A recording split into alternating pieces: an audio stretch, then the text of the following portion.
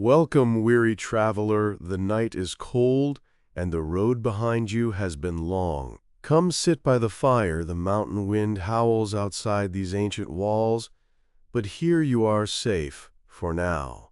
I am the keeper of this inn, and I have a story to tell you, a story whispered through generations, waiting for ears brave enough to hear it.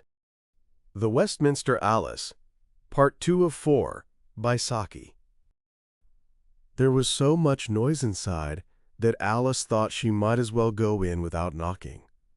The atmosphere was as noticeable as the noise when Alice got in, and seemed to be heavily charged with pepper. There was a faint whiff of burning incense, and some candles that had just been put out were smoldering unpleasantly. Quite a number of articles were strewn about on the floor, some of them more or less broken.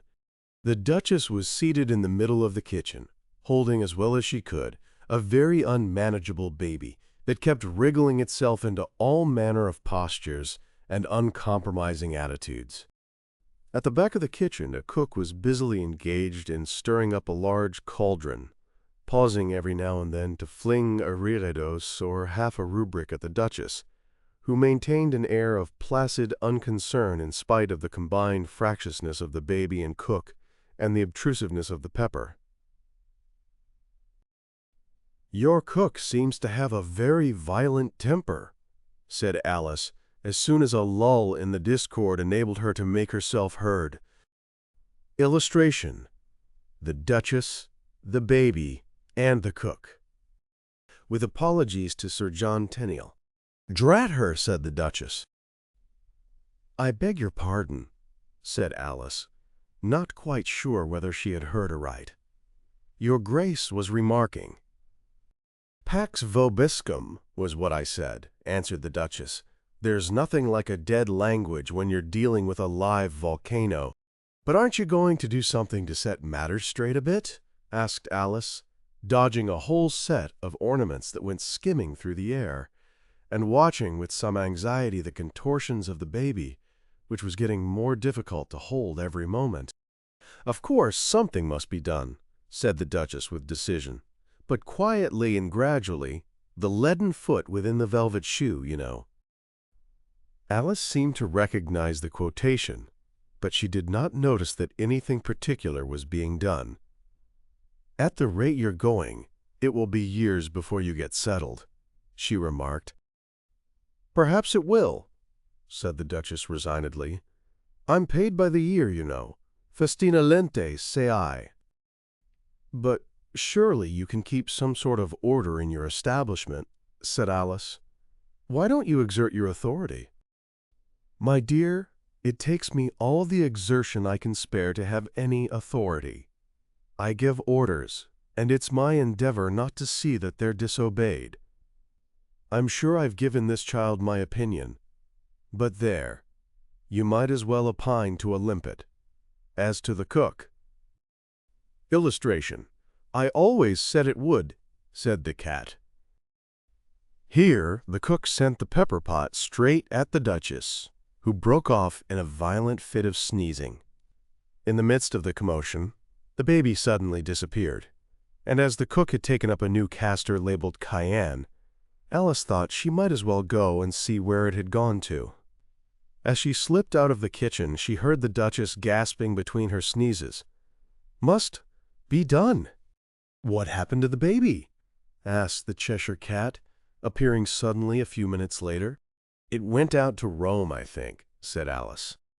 "I always said it would," said the cat. Alice and the Liberal Party.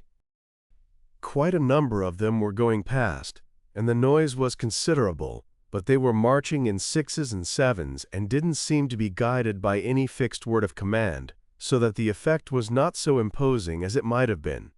Some of them, Alice noticed, had the letters I.L. embroidered on their tunics and headpieces and other conspicuous places. "I wonder," she thought, "if it's marked on their underclothing as well." Others simply had a big L, and others again were branded with a little E. They got dreadfully in each other's way, and were always falling over one another in little heaps. while many of the mounted ones did not seem at all sure of their seats. They won't go very far if they don't fall into better order, thought Alice, and she was glad to find herself the next minute in a spacious hall with a large marble staircase at one end of it. The White King was sitting on one of the steps, looking rather anxious and just a little uncomfortable under his heavy crown, which needed a good deal of balancing to keep it in its place. The Primrose Messenger, the Unkhaki messenger. "Did you happen to meet any fighting men?" he asked Alice. "A great many, 200 or 300, I should think." "Not quite 200, all told," said the king, referring to his notebook. "Told what?" asked Alice. "Well, they haven't been told anything exactly yet. The fact is," the king went on nervously, "we're rather in want of a messenger just now. I don't know how it is, there are 2 or 3 of them about, but lately they have always been either out of reach or else out of touch." "You don't happen to have passed anyone coming from the direction of Berkeley Square?" he asked eagerly. Alice shook her head. "There's the Primrose Courier, for instance," the king continued reflectively. "The most reliable messenger we have. He understands all about open doors and linked hands and all that sort of thing, and he's quite as useful at home. But he frightens some of them nearly out of their wits by his imperial Anglo-Saxon attitudes. I wouldn't mind his skipping about so if he'd only come back when he's wanted." "And haven't you got anyone else to carry your messages?" asked Alice sympathetically. "There's the Unkhaki messenger," said the king, consulting his pocketbook. "I beg your pardon," said Alice. "You know what khaki means, I suppose?" "It's a sort of color," said Alice promptly, "something like dust." "Exactly," said the king. "Thou dost, he doesn't.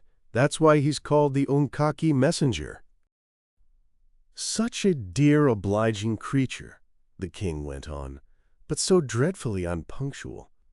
He's always half a century in front of his times or half a century behind them, and that puts one out so." Alice agreed that it would make a difference. "It's helped to put us out quite 6 years already," the king went on plaintively, "but you can't cure him of it. You see, he will wander about in byways and deserts, hunting for lost causes, and whenever he comes across a stream, he always wades against the current. All that takes him out of his way, you know. He's somewhere up in the Grampian Hills by this time." "I see," said Alice. "That's what you mean by being out of touch. And the other messenger is—" "Out of reach," said the king. "Precisely." "Then it follows," said Alice. "I don't know what you mean by it," interrupted the king sulkily. "No one follows. That is why we stick in the same place." "Don't!" he suddenly screamed, jumping up and down in his agitation. "Don't do it, I say." "Do what?" asked Alice in some alarm. "Give advice. I know you're going to. They've all been doing it for the last 6 weeks. I assure you the letters I get." "Men."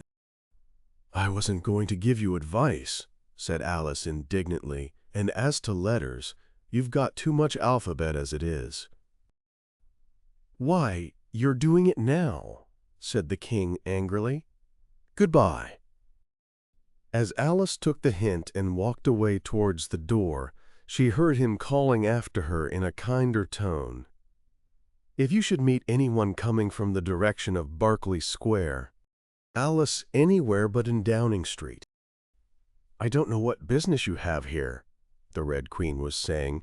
"If you don't belong to the cabinet, of course," she added more kindly, "you may be one of the outer ring. There are so many of them, and they're mostly so unimportant, that one can't be expected to remember all their faces." "What is your business?" asked Alice by way of evading the question.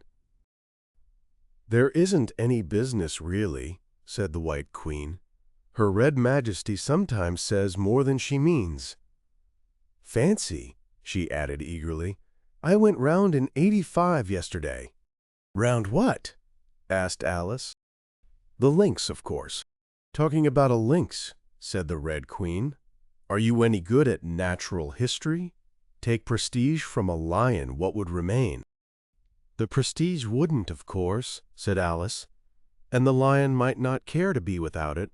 I suppose nothing." "P." "I should remain, whatever happened," said the Red Queen, with decision. Illustration. With apologies to Sir John Tenniel. "She's no good at natural history," observed the White Queen.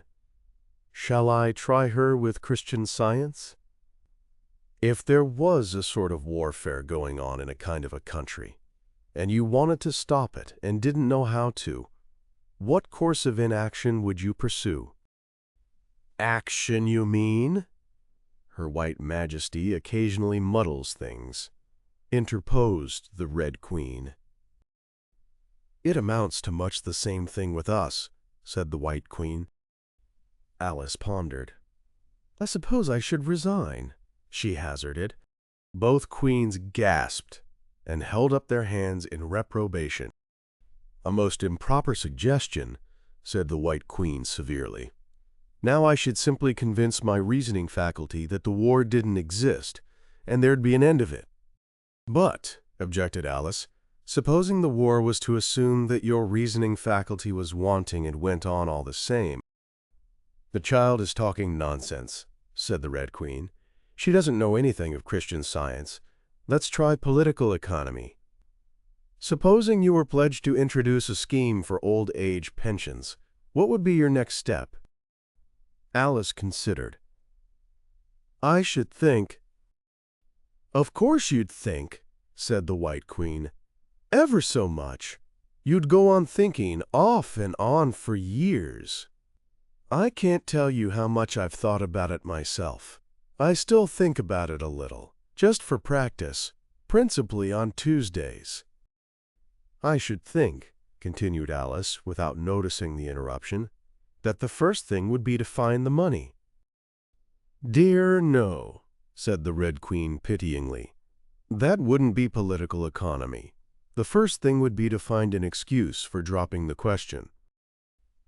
Illustration. With apologies to Sir John Tenniel. "What a dreadful lot of unnecessary business we're talking," said the White Queen fretfully. "It makes me quite miserable, carries me back to the days when I was in opposition. Can't she sing us something?"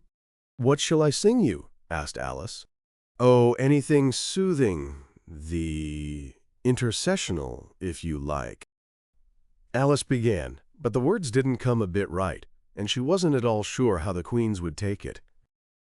"Voice of the people, lately polled, awed by our broadcast battle scheme, by virtue of whose vote we hold our license still to doze and dream, still faltering voice, complacent shout, lest we go out, lest we go out." Alice looked anxiously at the queens when she had finished, but they were both fast asleep.